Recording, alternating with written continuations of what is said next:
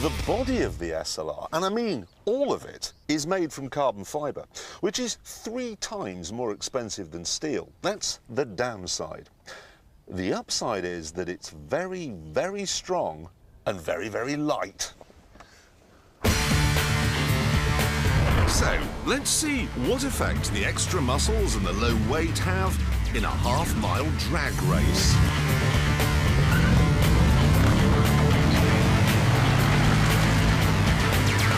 What's that little dark blue speck back there?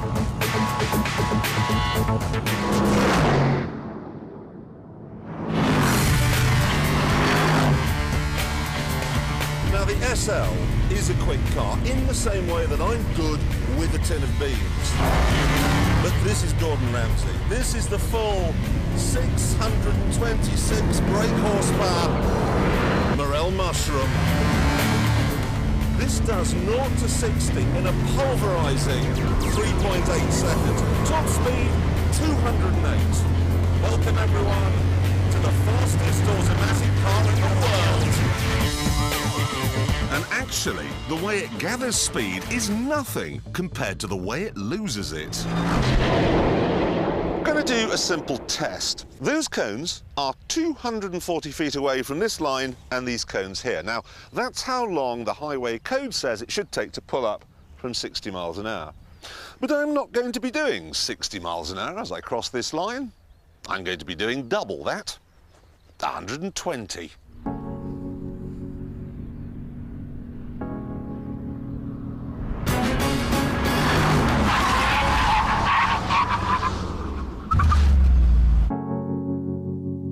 That is extraordinary. All the organs in my body that were pushed to the back when I accelerated have now shot forward again. My tonsils are now in front of my front teeth. Part of this phenomenal stopping power is down to the new ceramic brakes, which glow when you use them and catch fire when you use them a lot. And part is down to the air brake. Great, but there is a downside. The problem is that there's almost no feel. Braking in this car is like mountaineering in a pair of Wellingtons. They are very odd. But there's something that's even more weird.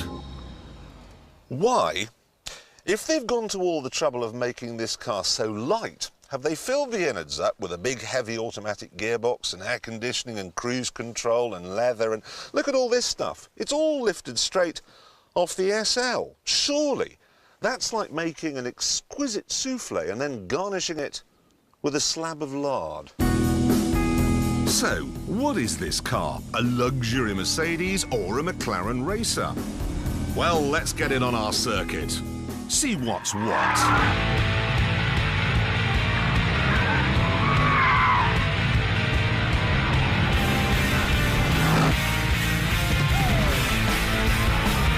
It doesn't take long to realise that this is a fantastic car. It's a grippy, agile, adrenaline rush.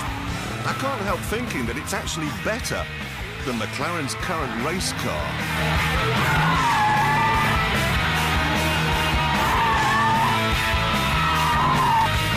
There's actually so much grip that both my lungs are now on this side of my body. And my tonsils, which were here, are now in my ear. But even though it's seriously aggressive, it's as civilised as Switzerland.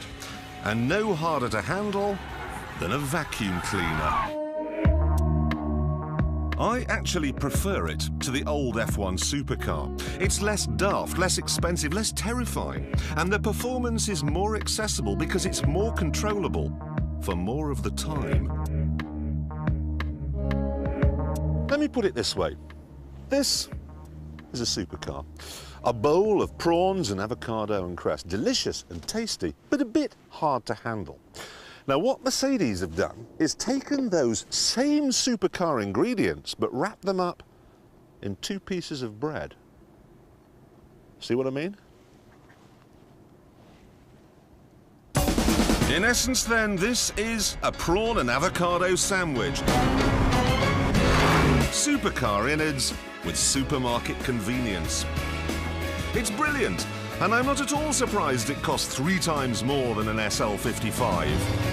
What does surprise me is that it only costs half as much as the old F1 did. What? You're here. Yes, It's I you. am. It's- Yes, your it name is? Richard Hammond. And this is a... It's a McLaren SLR. And you drove it in? In South Africa, and I still think the brakes are, to be honest, rubbish. But there is a more important question to answer, and that is, how is this car, with its air conditioning and its cruise control and its automatic gearbox, going to fare when we give it to the stick? Exactly. I mean, if you look at our power lap board here, the 4 top, 5, 6 top cars are all mid-engine, kind of purpose-built, snouty supercars. This has got a big boot, and as you say, an automatic. So how's it going to get on? Away he goes. Not much fuss there, lots of traction, almost no drama at all. Yes, it's this week's Power Ballad. And here we go, into the first corner, stick keeping it perfectly balanced, right on the edge there. Down to Chicago, coming in very fast, hard on the brakes, very hard. Turning in, keeping it really tight to the line. That is pretty much perfect. Right, hammerhead now. Here we are. Ooh, front engine car will understeer. No, not a hint of it. And listen to that. And a bit of oversteer there on the way out. That's glorious. We're coming to the follow-through. Very powerful car. Surely he's going to lift. Is he going to lift? No, his air brakes up. He's actually braking. That's how fast he's going. I think that's a first through there, but will it hurt the time? That's what we're going to know. 2 bends to go. That is very smooth. The car's doing the hard work. Last corner. Little bit of showboating there. Sticking across the line. Now, these are the times it's got to beat. 1:23.7 for the Lambo, 1:23.8 for the Zonda, 1:23.9 for the Koenigsegg. And it's got to beat the GT3 as well, which... Yes, they're it not- has. It will beat that. In fact, it has beaten that. It has done it in 1 minute, 20 seconds, 0.9. It hasn't just beaten them.